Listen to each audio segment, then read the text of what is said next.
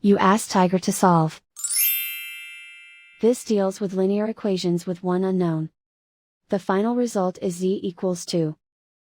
Let's solve it step by step. Simplify the expression. Expand the parentheses. Simplify the arithmetic. Group all constants on the right side of the equation. Subtract 14 from both sides. Simplify the arithmetic.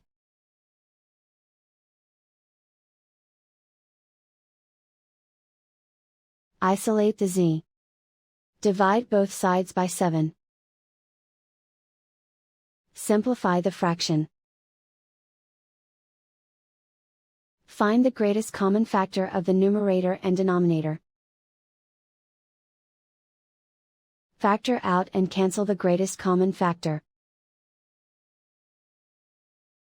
And so the final result is z=2.